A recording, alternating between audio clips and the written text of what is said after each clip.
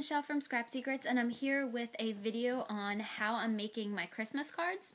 So this year I've decided to make my cards totally from scratch. Usually I use a pre-made card base and envelope, and since I got the We Are Memory Keepers envelope punch board, I thought that I would make my own cards this year. So going totally out on a limb and knowing that yes, it is, what's today, the 11th? Today's the 12th. And I really need to start working on these cards. I thought that tonight I would show you guys how to put them together. So I wanted to show you what I did. I took some of the Coordinations white cardstock. This is 8.5 by 11, and it comes in packs of 50. You can usually get it at Michael's, Joann, AC Moore's. Usually they're 3 for $5, sometimes, or sorry, 3 for $10. Sometimes they're 4 for $10. So you'd like to pick them up, especially if there's an additional coupon, like a 25% off everything or 30% off of everything, because you can always use solid color cardstock. White, black, red. I have a ton of these. Excuse me. And then I also wanted to show you that I used this paper pack, this Me and My Big Ideas. It's a 48 count sheet. If you guys saw my Michael's haul the other day when I got 70% off of all the Christmas paper packs plus an additional 25% off, I used this one, and I used this paper from it, the candy canes, to do a background. Now since this is a 12 by 12 and I cut my 8.5 by 11s into 2 card bases, so I cut them at 4 1/4 by 5 1/2. So those, oops, sorry, my cats were chasing each other and one of them just knocked some stuff over. So sorry about that. But anyway, so since I cut out the card bases at 4 1/4 by 5 1/2, I decided to do a little bit of a white border around my it's like a little mat around my background paper, so that way I could actually get 6 mats out of a 12 by 12. So I cut the 12 by 12 down into 4 by 12 inch strips, and then once those were done, I cut them to 4 by 5 1/4. So I got 6 strips out of a 12 by 12 piece of cardstock, and there was just very little waste on that. So thought that would be better than making the whole back of the card the whole entire pattern paper, and also it's a little bit, gives you a little bit more leeway because you don't always cut your cards completely straight. So that's what I did, and I will show you the card base that I have created. So this is from that white cardstock and then that pattern paper from Me and My Big Ideas, and it's blank on the inside right now. So what I'm going to do is show you guys how I put together this adorable penguin from Create a Critter 2. I believe he was on page 68. So when you cut out the layers, I'll show you what you get. You get this black layer. This is the base layer. When you actually just do the penguin button, this is what you get.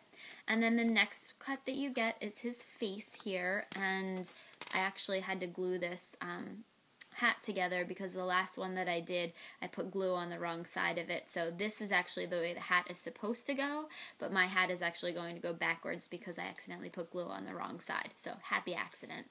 So you get this white piece here. So that's the second cut. So that's the penguin and the shift key. So the next one, and I believe it's the layer cut, it gives you the nose and the orange feet. So here you go. Just that. And then the last one, which would be the layer, the shift, and then the penguin button, you get his scarf and the top of his hat. So I'm going to just start gluing these pieces together. And what I like to do now, especially now that I made that mistake, is just make sure that I have my pieces in the the right side up, because I've accidentally done that plenty of times where I've glued on the wrong side. Just using my Zig 2A glue pen. I love to use this to glue smaller pieces down, and also that this can be permanent but also temporary adhesive if you actually let the glue dry. If you see the glue when I first put it on, it's blue, but let it dry a little bit and then you can adhere things together and it becomes a temporary adhesive, which is great if you need it to, like I actually used it when I was making tags earlier in the week to mask off a part of the tag that I wanted blank. So, alright, just put the nose on, his little beak. And I like to use my tweezers. Sometimes it's just easier to get things into the proper place when you use the tweezers. Glue his feet down.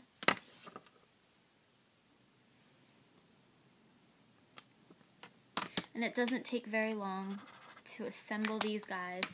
Like I said, I did 6 of this card base, so I cut out 6 of the penguin bodies, and maybe it took about 15 minutes with switching the colors on my mat and making sure I had all the proper cardstock.